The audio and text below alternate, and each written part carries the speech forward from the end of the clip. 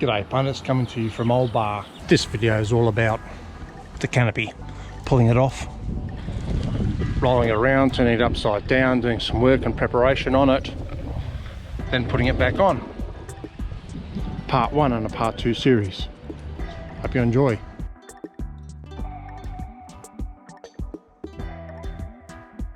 Toolboxes off, mud guards, back drawer out, and right over there is the taillight surrounds. Just getting it ready to pull the canopy off. I reckon probably it'll come off tomorrow. So to bring you back once the canopy's off, so here we are.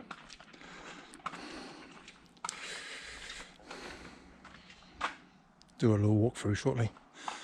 Just put some eye bolts in the top of the roof rack there.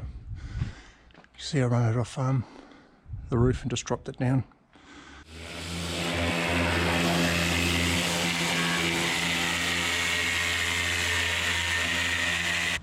When I took the canopy off, the right front bolt hole was loose. You can see it's been ragged out because it's been slamming itself.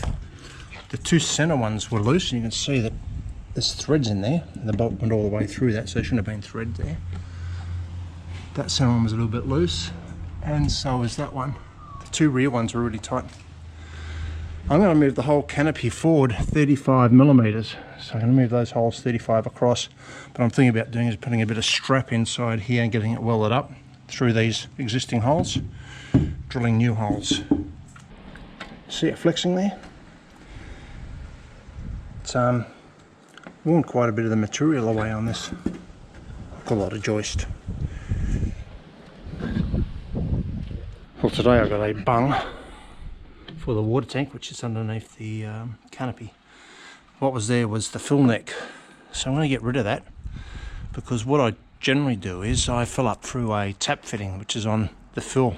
Well, it's not, it's on a drain on the other side, low point gravity feed drain. Well, tap anyhow. And I'll wait till the water comes out the breather. So I'm going to get rid of the fill neck. That's going to give me that much more width to move the canopy forward. I'll show you what I've been doing. Just drilled a new mounting hole in the center there. That's towards the rear, 35 mil. All I did is just measure from the very front to where I estimated to be the center. I set square down there, marked it off there, took that measurement, add 35 mils, did the same the other side, just transcribed it, so just say it was 1800 to there, 1800 that way. Not saying that it was. Drilling through aluminium, first pilot hole fast speed, and then the next two sizes nice and slow. These are the mounting bolts, and I've just made sure I've drilled out, it's actually I think 25-30 seconds. It's just a nice fit in there. You can see these ones, particularly the front ones. Well, the back ones, they're the back ones. Particularly the front ones. They're a bit gammed out. Especially that one. You can see the gap there underneath. Which is why that's all been flogged out. I was going to try and get a mobile welder in here. I can't get anybody until after November. Even speaking to the local engineering businesses apart from Almac, East Bundaberg Engineering, I'm going to get them to fix up the cracks in the welding. I'm going to put a little bit more bracing under here as well, just to give it a bit more strength. And then I'm going to get them to plug up all the holes in the floor so I can start fresh. And I've got a couple of cracks in the guards, which are over there, and the mounting holes in that, and the toolboxes will need to be welded up as well, because they'll actually be in relation to the canopy coming back towards the rear 35 mils as well. So these are the mounting holes. There, I'm going to leave those stationary where they are and just move. Well, there's a toolbox there and there's a guard here. They'll be coming back 35 mils. Don't do this very often, but shout out to Monique and Nathan Daniel, Randbuild Bundaberg, friends from a way back. Just lent me his spirit level I've got a set square. Just needed something straight to measure the canopy floor. I'll set the spirit level up on these, I'll call them joists, I suppose, on the floor. So these C-beams actually bolt to the chassis. And I've got it on the driver's side, and it's pretty level, except for here there's probably about 1 mil drop in the floor there. Worried about that? No, absolutely not. I'll stick it on this other side and I'll check it, then I'll check these C-beams. I've set it up now on the passenger side and eyeballing it along. It looks about the same, again about a 1 mil drop there. So that's not too bad. So I'm going to check out these C-beams now. Again, passenger side, put a brick on it just to hold it down. And I can see just a little bit of light through there, not much. You know, I'll get a feeler gauge in there. It's getting a little bit bigger this end, and I suspect it's as much anyhow. It's probably 0.5 mil gap there, and previous vision I've shown you that's all cracked up there, and it's actually cracked the welding under here as well. Now the driver's side's worse, and I'll show you that shortly. Again, I can see a little bit of a gap there. Again, feeler gauge sort of thickness, you know, a couple of thou. And up here, I think you can see the gap through there, and it's quite obvious because that's actually shattered this joist part. You can see a crack in there and in there, and you can see it's just perished it on that side of it completely. What I'm going to do is these are about 34 and a bit, 34 point something mils high. I've just got to find some profile to fit in under here. And a lot of these are just glued to the floor, Sikaflex or something similar.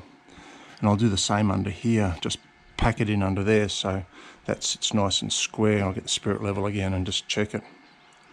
Some of you were saying I should check the diagonals as well. Done that, and no difference really. Well, it is bowed, and I sort of knew that anyhow, but it's not in such a state that I'm going to be worried about it too much. You know, at worst, probably 2 mil. At worst, I don't think it's that much. I think it's probably about 1 mil, 1.1 mil. So I'm not going to spend 30 grand on a new canopy for that. I'm going to ramble here a bit. I'm not going to apologise for it as well. Just going back to this canopy, you would have seen the measurements that I did with the straight edge and stuff, and it was about, at best, probably about 1.5 mil bow in it, the I-beams. I've managed to source some profile 35 mil, which I'll strengthen the floor up with, but that'll be another part of this video.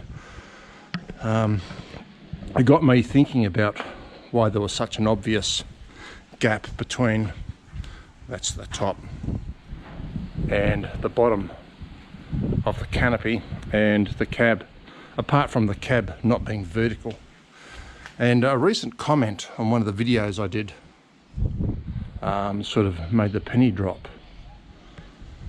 And I'm going to give you some historical context here. You know, this canopy was designed, or starting to be designed, late 2014 and fitted early 2015. And back in those days, you want to spend 20 grand on a canopy and fit out, you expect a pretty good product. And by all counts, it was a pretty good product. And you know, here we are now, 250,000 kilometres later, with a few cracks and stuff in it. It's paid for itself. For that sort of money, you'd expect the canopy to put on, I won't say straight, because it was on straight, but probably in a better position in relation to the cab of the Cruiser. Now, the comment I had on a recent video was that canopy makers don't give a damn and they just shove it on whatever alignment it is, and they should line it up with, for example, the lines on the Cruiser, the windows, or the contours of the doors and things like that. And I went, hang on. And I was just looking here today at the holes, existing holes. So we got, this is the front of the cab. So I thought, let's measure it up. And I did a measurement, and I know the holes are flogged out a little bit. And I've got sort of a measurement there of about 37.5, 38 mils. I'll have a look at the center one. Now this centre hole up here doesn't look as flogged out as the bottom part of it. So it's going to be pretty good. So the other one was, let's say, 37, 38. That's 30. So already the difference between that hole and that hole is about 7 mil. That's closer to the floor. That one's closer to the floor. So what's the rear one? Again, this hole's a bit more flogged out, closer to the floor. Not so bad this side. And it's about 27.5. So now between the front of the cab, or canopy, and the rear, there's about 10 mils difference in alignment. Now, because it's upside down, you need to think about this, I suppose, spatially. What does that mean? When it's in its correct alignment, in other words, up the other way, it means it's going to push the top of the canopy further away from the cab. 10 mils is a lot. It got me thinking, why the hell would they have done that? Just didn't make any sense. Well, they didn't supply the water tank. This is an ARB product that I got in Townsville from my previous Landcruiser. Well, this is the filler hose. It's probably 35, 40 mil. That's the cap. That needed to fit between the cab and the canopy. The mounting bracket that I've got for it, this is it here, set up flush with a cab like that, on the front obviously. So there's quite a large gap there. So the poor blokes, likely, who manufactured this, Concept Canopies back in the day, went, it's non-standard water tank for them. They needed to make room. So they did the best they could. The filler fits up over here, by the way. And if you'd seen a video again that I dropped just recently about bench chassis epilogue, you'll have seen one of the intro parts where I was going down Palmer Creek in, you know, two years ago, and there was a bit of a bang. I was towing the ultimate camper trail. I know at that stage that the chassis flexed a fair bit because this part of the filler banged the back of the canopy cab and put a bend in the back of the cab. Small one, but the gap between that and the cab was probably maybe 15 mils, 20 mils. And I thought if there was any reason why the chassis was bent, it was that occasion, because that was the only time there was an incident where the filler touched the back of the cab. And it seems to me that the way that it was mounted up on the chassis has probably provided that, I won't say optical illusion, but we'll say it, optical illusion of having a bent chassis. Check that out. I wish I could smell it, eh? Lemon peel, so that's just peel without the pith, and distilled alcohol, so it's probably about 94, 95% proof. Limoncello in the making. Just doing some prep. You see it looks a little bit knocked around. This is the front part of the canopy. I've taken all the fittings off it, given it a bit of a sand back with 80 grit. Done along, well, this is the bottom part. Both sides of the canopy as well. Haven't done around the roof line. Not going to do the back. Spare wheel jerry can holders. Ladder there, stickers and stuff. Sanded. I want to get this back painted before I put the canopy on. There's a bit of other stuff I want to paint as well. I've already mentioned it, I think. I'm going to do some stuff with the toolboxes, the mud guards, the new side step rails. I think I've shown these to you before. Certainly mentioned it recently. Just going to paint them up as well. What colour? Let's wait and see, eh? I've sanded back this as much as I can at the moment while it's upside down. I've cleaned up these cracks as best I can too. I've got in there with a burring tool, both sides. Cleaned it up. The channel that I'd ordered to reinforce the floor, ordered last week to arrive this past Wednesday, it's Friday, hasn't arrived, so I can't turn it over right way up until I get that channeling and reinforce the floor. So I've started cleaning the toolboxes. See, a bit difference in colour. Just got a steel brush on my electric drill. Tedious job. The first one I did with a wire brush. Bit of labour involved in that, but it's come up okay. And I'm not doing the back, and I'm not doing the top because that's inside and that's the top, and you won't see them. Just doing the surfaces that can be seen and the surfaces that I'm going to paint.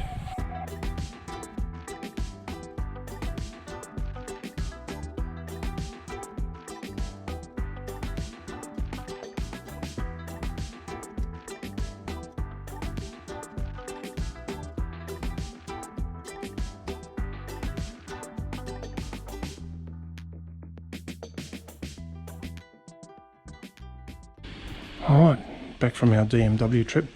This morning I was in town and I bought a few more stainless goodies in here to replace some old zinc nuts, bolts, washers. These are the other bits I picked up today. They're some channel, 35mm, just to do a little bit of extra reinforcing of the floor. One length 4 meters, had it cut into 10 ankle pieces, about $3.97 each or something like that. So they're just going to slide in, one there, one in the center, one there, both sides.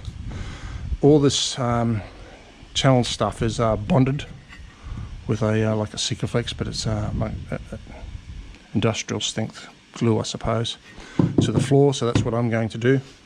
I'll get them tacked off when I get the welding done to the canopy, which is going to be late October. For the purposes of this, I'm just going to glue them up, put them in, and it's really going to provide a little bit more strength or stability for this channel here as well. Well, I said it was like a Sikaflex. It actually is 252 high strength structural adhesive and sealant. That's what I've used. 35mm channels. They're cut to, as I said, $3.97. I haven't lined them up perfectly parallel that way, you can probably see that, but I've tried to put them centre between these where I've stuck them in. I have to read this and see what the cure time is, and not move it until then. I did prep the floor underneath. I sanded it all back, cleaned it up with some clean water, and then I used a wax and I'll show you what it was. Wax and grease remover, and then cleaned it off again with a clean rag before I put this Sikaflex down. All new stainless, as I mentioned before, all the way through that side. Even these side recessed, like cone shaped bolts and nuts, stainless. Replaced mud flat bolts, stainless. Stainless zinc nuts though, they bolts up to one of the toolboxes, so there's two of those. Yeah, flipped them over. Finished off sanding, so I just had a random order sander that I've got, hand sanded, little wire brush and little beveling tool to get into the little corners and crevices where I couldn't get in with a sander or a hand sander. So what I'm about to do now is get the pressure cleaner out and give it a real good clean. A lot of dirt in here, and all the areas that I've sanded back I'm going to clean up with that grease and wax remover stuff that I've got. I've also gone around and prepped where I'm going to paint on these toolboxes, the taillight surrounds, and the guards, and I've got the side steps inside there, so I'll bring them out shortly as well. Just getting set for the lift. A couple of tie down straps. Got to get another eye bolt, so got to go into town and get another eye bolt to screw in the front. So I've got 4 eye bolts, 1 each corner. Then lift it up slowly. Got some time lapse on this happening, so enjoy.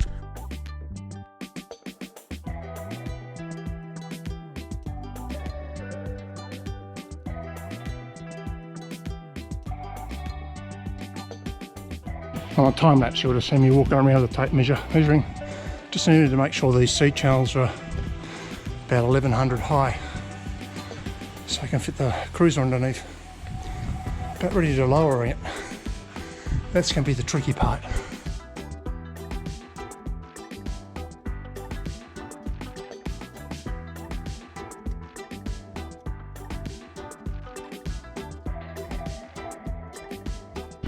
That's about as close as I want to get it. So dropping it's going to be the hard part. Tie down straps aren't designed for releasing easily one way.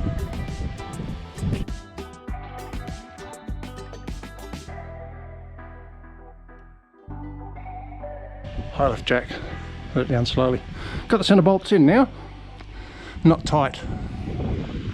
Let's have a look and see how close the canopy is now.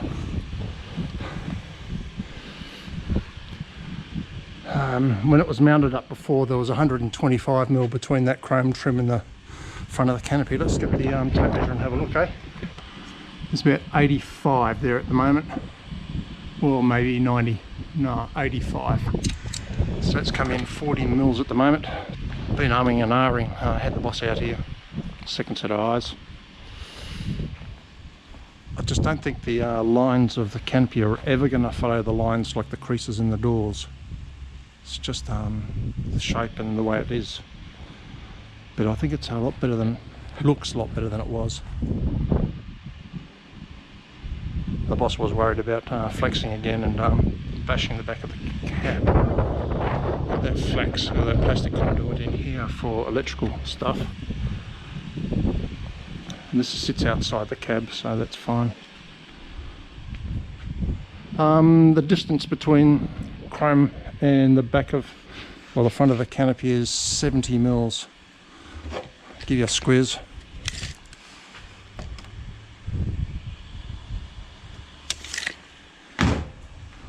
So I'm going to drill the 2 holes through there. I've got to put up the front mounts as well. I've just got to make sure that they fit in okay, and it's not going to interfere with that C-beam under there. Before I drill the holes, and then I'll drill the holes off and fit the remainder of the mounting bolts and nuts.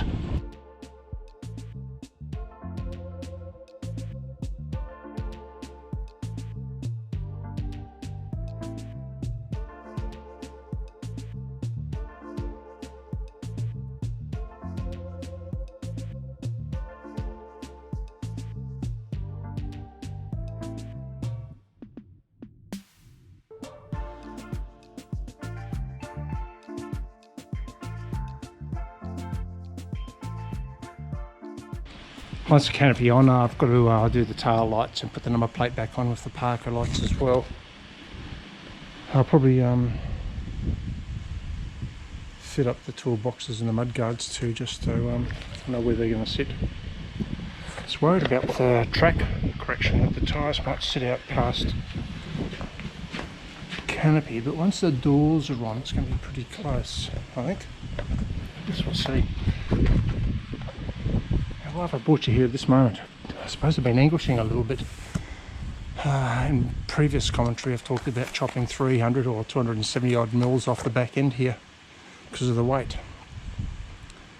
Now best guess I might save 20 kilos in aluminium there. Just chopping out that back section of roof, really, that's all that's going to happen. It'll move the spare wheel and the jerry cans forward. Same amount, 270, 300 mils. The weight's still going to be over the back axle, and that's where my problem was. By the time you're watching this, you will have seen a video that I've dropped about the DMW GVM upgrade. The rear axle is rated now at 2,900 kilos. The diff's rated at 3,020. Before and after weight, there was about 40 kilos difference. And what I mean by that is, before I had the DMW stuff done, I weighed it and it was 2.88 tonne.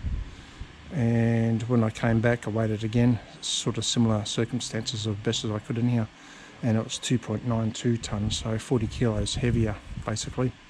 Bit of reinforcing in the chassis and probably a little bit of extra hardware like the remote res shockeys.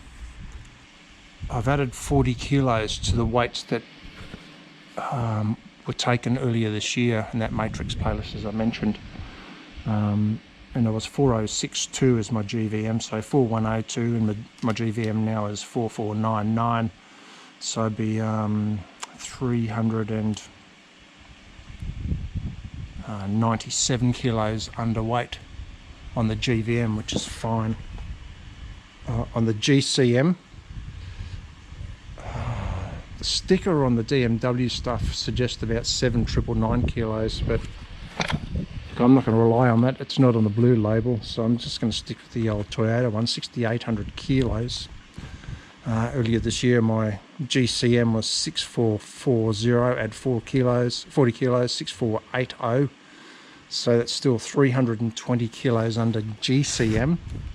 My caravan was about 100 kilos overweight at that stage as well. That's with the bikes and jerry cans and stuff full.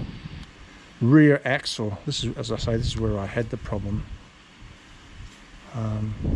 It's now 2,900 kilos. When I had it weighed up earlier this year, it was 2,869. Add 40 kilos again. That's going to take it to 2,909, which would be 9 kilos over my rear axle weight. Still 450 odd kilos lighter than it was. Well, lighter, I won't say lighter. Better off than where I was. I don't intend to have the front jerrys on the caravan full, so that's going to save me 40 kilos, so I'll still be under rear axle weight, I think. The only thing I'm concerned about is Tinian motor, what's going to happen there.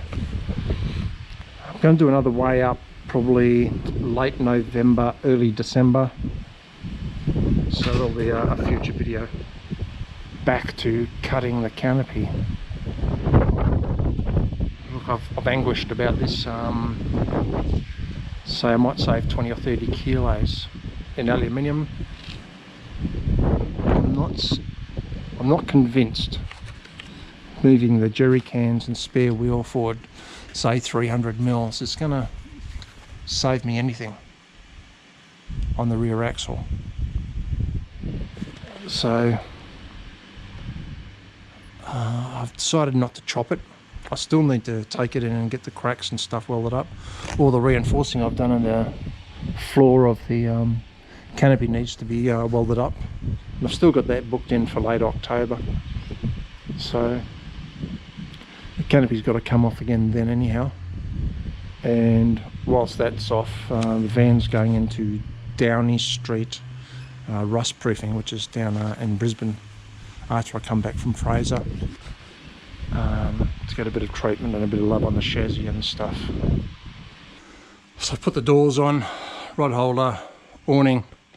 Yesterday afternoon I put the lights and covers on. This morning I put the back drawer in. I've also put a bit of the recovery gear in as well. Max tracks, high lift jacks, spade.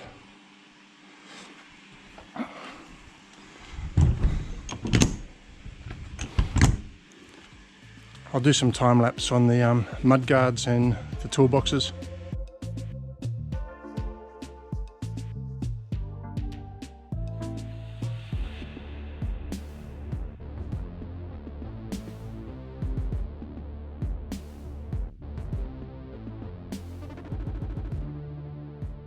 One guard, one toolbox back on. There you go. Holes for the fridge. I'm going to get some rib nuts or nut sets inserted there tomorrow, so I'll put the fridge back in. Canopies are wide up again. Got lights and stuff. All cool. To show you where we were at today. Got the fridge in yesterday. There's the old mounting hole there. So we've come forward, I don't know, 20 odd mils, and we've gone towards the front probably 40, 45 mils from where it originally was. Put the guard on the driver's side yesterday. It's all good, and this time I was just playing around with this toolbox. So we've got all my air stuff in it, well, except for that air compressor now. I took the old cutout switch, which went into this manifold, out, because I don't need that. The new compressor's got one. It's part of the unit. Put the air tank back in. Connected up some of the air hoses. Put new air outlet in. That's just a cut-off valve. It's just to bung up the hole for the time being. I'll put one of these air hose connectors on there, which is on the new compressor at the moment. A little bit later. Haven't put in the electrical conduit plug there yet. I've got a new water separator that goes in here. I'll show you a bit more about that later. I've just been refurbishing some of the bolts and stuff. I'll show you what I mean. On the back of the compressor here. So these are stainless button screws. Do the same for the air horns and for the air horn solenoid mount. Same for the water separator too when I get there.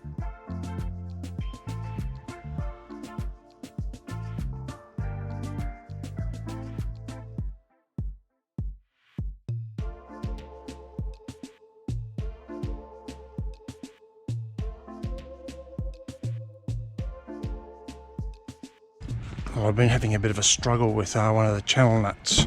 I'll show you what I mean shortly.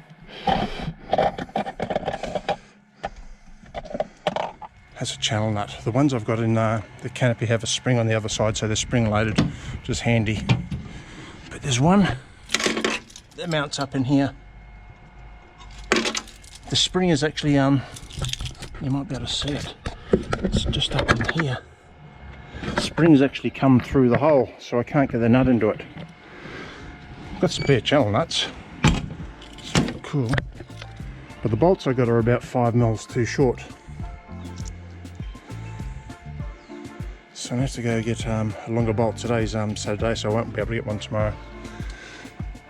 Monday, probably get one about 10 millimeters longer. I'll see if I get a channel nut with a spring on it too, because it's just so much easier to deal with. We've got this far, congratulations. This now brings you up to date where we are with the canopy. It's first week in October, so about a week or so, we take the canopy back off again.